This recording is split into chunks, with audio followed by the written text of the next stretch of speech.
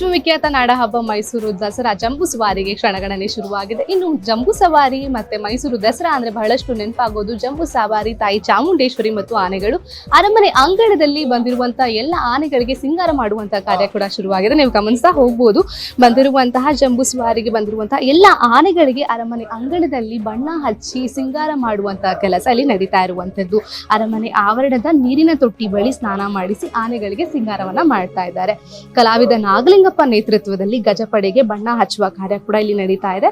ಇನ್ನು ದಸರಾ ಆನೆಗಳ ಕಿವಿ ಮೇಲೆ ಶಂಖ, ಚಕ್ರ, ಸೊಂಡಿಲ ಮೇಲೆ ನಮ್ಮ ಕರ್ನಾಟಕದ ಲಾಂಛನವಾದಂತಹ ಗಂಡಬೇರುಂಡವನ್ನ ಬಿಡಿಸಿ ಅಲಂಕಾರವನ್ನ ಮಾಡಲಾಗ್ತಾ ಇದೆ. ನೀವು ದೃಶ್ಯಗಳಲ್ಲಿ ನೋಡ್ತಾ ಹೋಗ್ಬೋದು, ಆನೆಗಳ ಕಾಲಿಗೆ ಚಿತ್ರಗಳನ್ನ ಬಿಡಿಸಿರುವಂಥದ್ದು, ಹೂವಿನ ಚಿತ್ರಗಳನ್ನ ಆನೆಯ ಕಾಲಿಗೆ ಬಿಡಿಸಿ ಬಹಳಷ್ಟು ಸುಂದರವಾಗಿ ಬಣ್ಣಗಳನ್ನ ಕೂಡ ಹಚ್ಚಿರುವಂಥದ್ದು. ಇನ್ನು ಸೊಂಡಿಲ ಮೇಲೆ ಆನೆಗೆ ಪ್ರತಿ ಬಾರಿ ನಮ್ಮ ಕರ್ನಾಟಕದ ಲಾಂಛನ ಮತ್ತು ಅರಮನೆಯ ಲಾಂಛನವಾದಂತಹ ಗಂಡಬೇರುಂಡವನ್ನ ಬಿಡಿಸಲಾಗ್ತಾ ಇದೆ.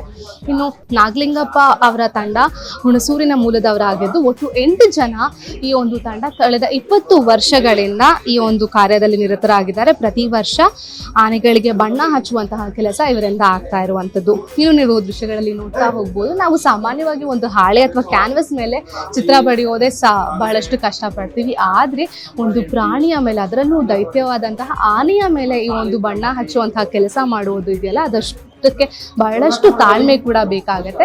ಈಗ ನೀವು ನೋಡ್ತಾ ಇರೋದು ಆನೆ ಮಹೇಂದ್ರ, ಇವನಿಗೆ ಬಣ್ಣ ಹಚ್ಚುವಂತಹ ಕೆಲಸವನ್ನ ಕೂಡ ಇಲ್ಲಿ ಮಾಡಲಾಗ್ತಾ ಇದೆ. ನೀವು ದೃಶ್ಯಗಳಲ್ಲಿ ನೋಡ್ತಾ ಹೋಗುದು, ಅದ್ಭುತವಾಗಿ ಆನೆಯ ಕಾಲಿನ ಮೇಲೆ ಹೂವಿನ ಅಲಂಕಾರವನ್ನ ಕೂಡ ಮಾಡಲಾಗಿರುವಂಥದ್ದು. ಆನೆಯ ಕಣ್ಣಿನ ಸುತ್ತ ಎಲೆ ಆಕೃತಿಯ ಮತ್ತು ಹಣೆಯ ಮೇಲೆ ನಾಮ ಮತ್ತು ಸುರುಳಿ ಚಿತ್ರವನ್ನ ಬಿಡಿಸಿ ಆನೆಗಳಿಗೆ ಚಿತ್ತಾರವನ್ನ ಮಾಡಲಾಗ್ತಾ ಇದೆ. ಇನ್ನು ಎಲ್ಲ ಆನೆಗಳಿಗೆ ಬಣ್ಣ ಹಚ್ಚಿದ ಬಳಿಕವಷ್ಟೇ ಅಭಿಮನ್ಯುವಿಗೆ ಬಣ್ಣ ಹಚ್ಚುವಂತಹ ಕೆಲಸ ಮಾಡಲಾಗುತ್ತೆ. ಇನ್ನು ಎಲ್ಲ ಆನೆಗಳಿಗೆ ಸಿಂಗಾರವನ್ನ ಮಾಡಿ ಇನ್ನು ಕೊನೆಯದಾಗಿ ಅಭಿಮನ್ಯುವಿಗೆ ಬಣ್ಣ ಹಚ್ತಾರೆ.